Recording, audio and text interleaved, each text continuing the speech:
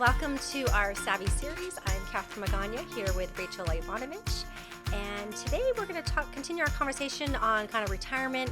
But before we do that, we did want to offer that we're available for consultations or our phone consultations. And we've had some of you reach out to us. So continue to do that. And you can reach us at 760-692-5700. That's 760-692-5700 to set that up today.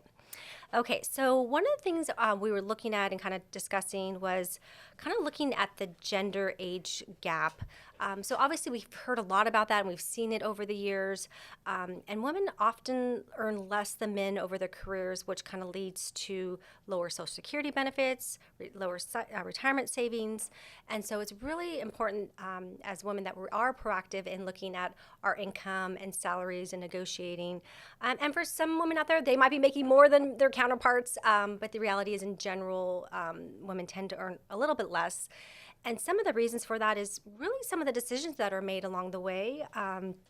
Women sometimes potentially enter a career and then take a step back to help with the family and then go back into a career. So there's some time lost there, looking at, how much time they put into a career versus a male counterpart. And what actually goes hand in hand with that I was reading is that women traditionally, because of these factors, are likely to work in let's say, less informal professions because they're going to be in and out of the workforce because they're thinking they're going to be caring for children or caring for aging parents, and therefore they're earning less than their counterparts. And so if you, perhaps if you're in college or if you're thinking about college or your career early on, we're also seeing a lot more women going to college too now. And also some of the professions that are being chosen, physicians are one of the highest paying occupations, and we're actually now seeing there's a shift. I think it's about 50-50 with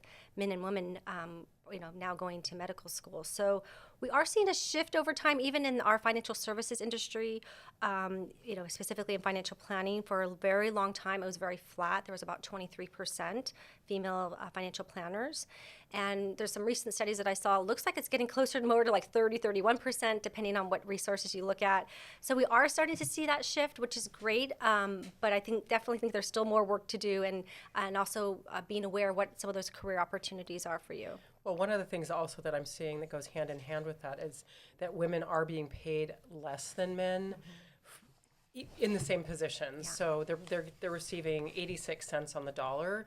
So one of the things that we would like our listeners to think about is you really need to become financially literate.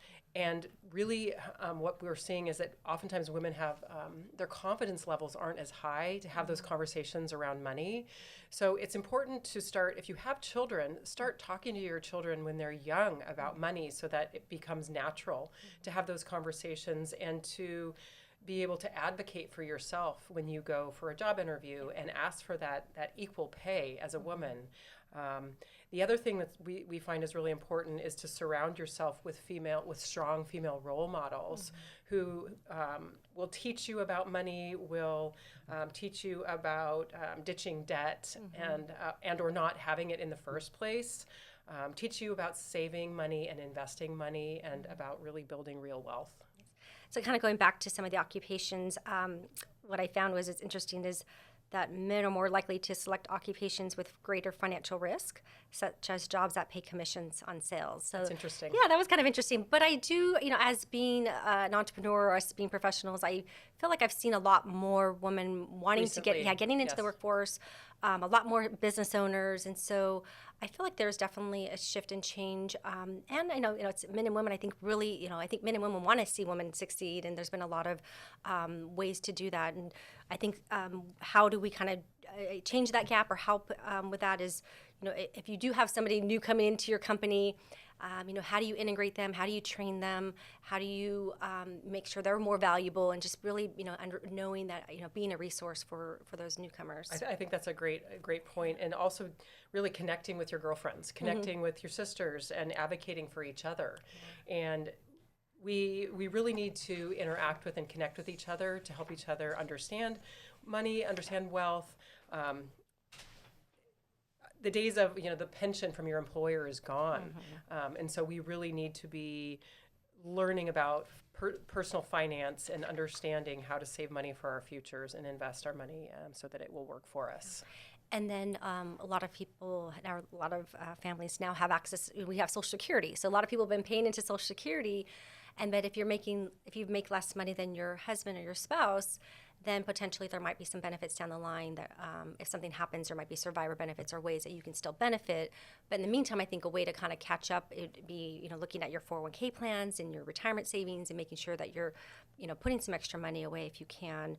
And then also, as you're kind of looking at ways to make more money or kind of with that gap is maybe ask for, if you're not getting performance reviews, asking for assessments or reviews and, what kind of training can you do? And so I think there are ways to enhance skills and to make more money. And obviously it's, like you said, having trusted resources or having people you could talk to, and I think is helpful as well. And becoming financially literate, I think, is so key, because I think with education, you'll lose the fear, because I think often women know more than they think as well, but it's leaning into that confidence and then surrounding yourself with the correct role models, and that people will actually help show you the way and will lift you up. So being in the Financial Planning Association, there are some women's initiatives. So there's some groups that we get together, and we, it's a little social or educational, and men are welcome to join us too. But there are these events that are specifically to help kind of some of the females come together, and also some that are maybe wanting to become a professional in this industry. So I think there's a lot of groups and associations that are out there. It's just, once again, being resourceful and tapping into some of those resources that are out there. What do you think are some other things that women should be thinking about when, let's say, taking a new job? I think having being in communication with your managers or your team, and just being very clear on what the expectations are.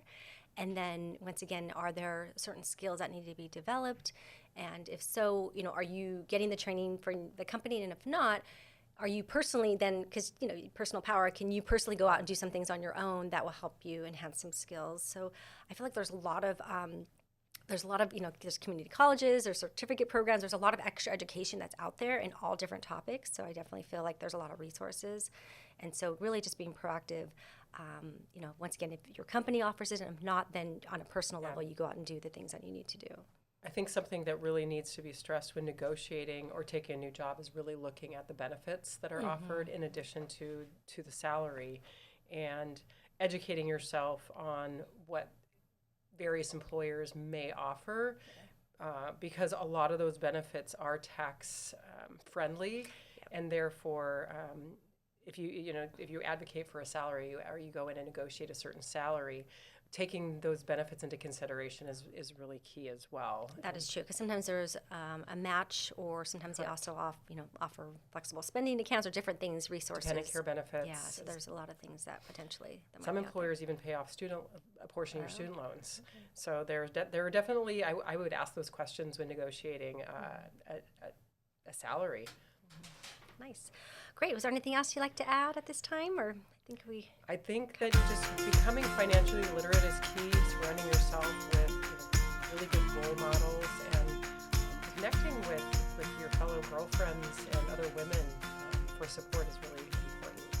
And obviously, the more income you have coming in, then from a planning perspective, the more you can save and invest for your future. And obviously, at the end of the day, we want you to retire and enjoy life, but along the way, have fun and enjoy the process. So thanks for joining us today, and until next time, stay tuned for Savvy Up. regulatory disclosures. Savvy Women Wealth Management is an SEC registered investment advisor. The opinions expressed in this program are for general informational purposes only and are not intended to provide specific advice or recommendations for any individual or on any specific security. It is only intended to provide education about the financial industry and how we may be able to assist. To determine which investments may be appropriate for you, consult your financial advisor prior to investing. Any past performance discussed during this program is no guarantee of future results. As always, please remember investing involves risk and possible loss of principal capital. Tax considerations presented may not be appropriate for every individual circumstance. A tax professional should be consulted before making any decisions about your tax liability.